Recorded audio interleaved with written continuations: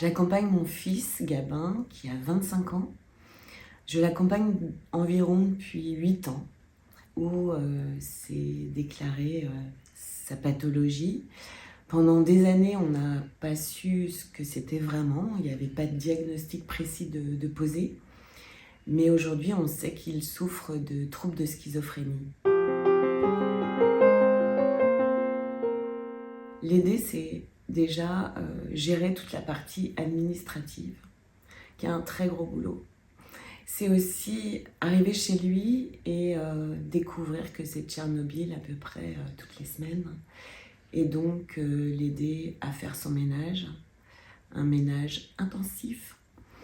J'avais vu des émissions où des femmes arrivaient dans des lieux insalubres et je pensais qu'il y avait des mises en scène. Et en fait, non, pas du tout. Ça existe et c'est ce que j'ai vécu bien des fois. C'est lié à cette pathologie et je ne savais pas qu'on pouvait se faire aider pour cela. Et jusqu'à présent, je le faisais moi-même. La première fois que mon fils a eu une bouffée délirante aiguë, il avait 17 ans, c'était un voyage de classe à Venise où il a cru que les copains de classe allaient le tuer. Donc là, ça a été un vrai choc. J'avoue que j'ai complètement été non seulement surprise, mais j'ai pas su forcément très bien réagir. J'ai dû l'emmener dans un hôpital psychiatrique. Là, je pense que c'est le début de l'aidance, sans s'en rendre compte. Et puis, plus les années passent, plus on prend ça à sa charge, sans se rendre compte qu'on est aidant, en fait, on est parent. Et puis, les années passant, c'est de plus en plus compliqué. Et c'est là où, à mon sens, on a vraiment besoin d'aide. Donc, évidemment, ça a impacté complètement toute ma vie. C'est-à-dire la vie familiale, parce que mon fils a une sœur qui a beaucoup souffert aussi de ça, parce que c'est un vrai poids, c'est le grand frère qu'elle n'aura pas. Et avec tout l'amour qu'elle lui porte pour autant, il faut savoir se protéger. C'est ma mère, c'est ma sœur, et c'est mon nouveau mari, depuis peu, qui sont impactés plus ou moins, mais impactés quand même, parce qu'on ne sait pas comment forcément réagir.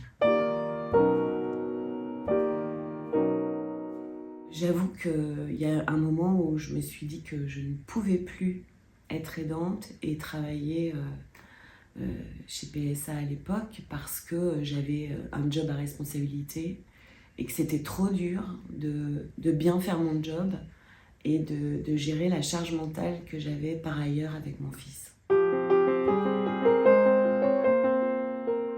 Depuis, je me suis formée à la psychoéducation. Déjà, je me suis formée aussi à accompagner le deuil. Pourquoi ça? Parce que on sait que dans les maladies psychiques, il y a 40% des patients qui font des tentatives et il y en a 10 à 15% qui passent à l'acte. Donc pour moi, c'était important de prendre ce sujet en compte, de comprendre que ça peut nous arriver et peut-être de me préparer, même si j'espère que ça ne m'arrivera pas. Aujourd'hui, forte de tout cela, j'ai décidé d'accompagner des gens comme moi, qui sont des pères aidants. Et c'est vrai qu'il y a des psychologues formidables, mais certaines personnes m'ont dit être écouté par vous, il y a une différence. Il y a quelques mois, mon fils a vécu une décompression et où je lui ai proposé d'aller à l'hôpital. Il m'a dit oui. Et il m'a dit attends, avant je vais chercher des cigarettes. Et il n'est pas revenu. Donc je l'ai attendu toute la nuit. Le matin, on l'a encore cherché. Et puis je suis allée voir la police. Ce jour-là, on l'a cherché toute la nuit, à nouveau avec sa sœur et une de ses amies. Il s'avère qu'il est rentré ici, trempé, parce qu'il avait passé la nuit dehors. À ce moment-là, on s'est dit qu'on allait à nouveau appeler la police pour venir le chercher. Et quand il a compris ça, il s'est à nouveau échappé. Parce que c'est très dur pour lui de retourner à l'hôpital psychiatrique. Et on a attendu encore toute une nuit. Le lendemain matin, il est revenu. Parce que c'est quand même son point d'attache. Et là, j'ai usé de subterfuge. Sa sœur était là. Et je suis sortie et j'ai appelé la police et les pompiers qui sont venus. C'est toujours des moments extrêmement douloureux parce qu'on fait ça pour eux.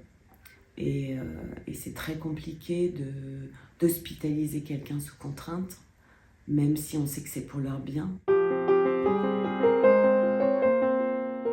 Dans ce parcours d'aidante, j'ai eu des grands moments de solitude, particulièrement quand j'ai dû hospitaliser mon fils, où d'abord je connaissais rien à la psychiatrie.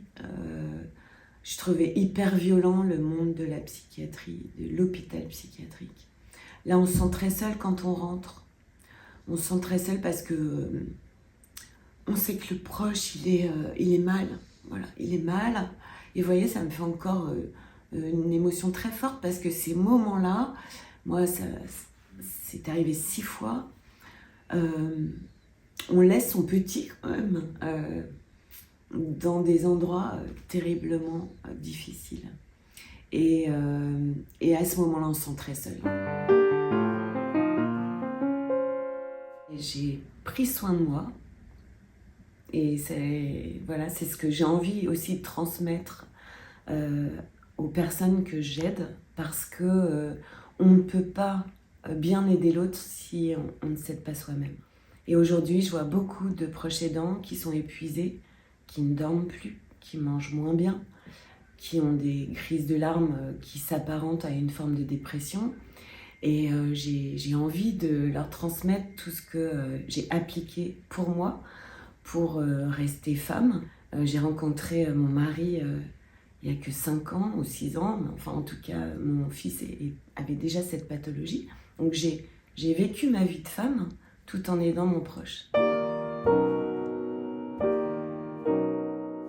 Il y a beaucoup de gens qui se sentent très seuls parce qu'ils n'osent pas en parler. Là aussi, moi j'en ai parlé. J'en ai parlé un peu et puis de plus en plus. Je me souviens d'une avocate qui m'a dit... Elle avait une fille de 17 ans qui était porteur de troubles borderline ou bipolaire, je ne sais plus. Elle m'a dit, si ma fille avait un cancer, je le dirais, mais là je ne peux pas, j'ai honte. Et voilà, et on n'a pas à avoir honte en fait, c'est une maladie comme une autre. Et pour autant, il y a le poids de la société qui fait que toutes ces maladies, elles sont très mal vues et elles font peur.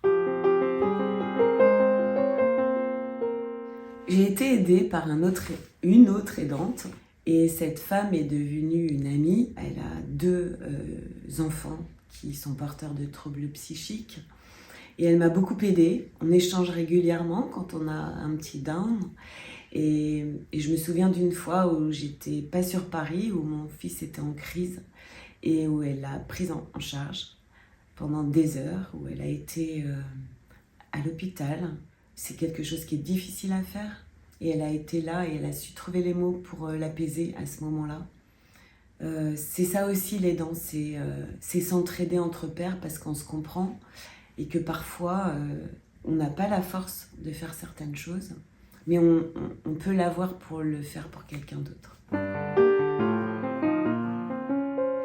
De quoi j'aurais eu besoin ou de quoi j'aurais besoin pour me sentir mieux, pour bien vivre ce rôle, qui est un rôle qui va m'emmener jusqu'à la fin de mes jours, pour plus aider ma fille aussi.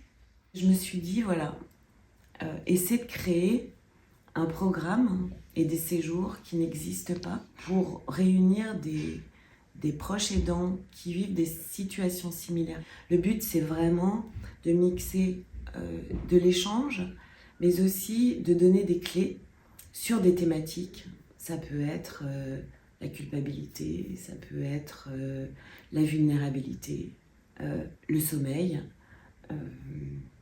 enfin tout ce qui nous touche et le prendre soin de soi, bien entendu.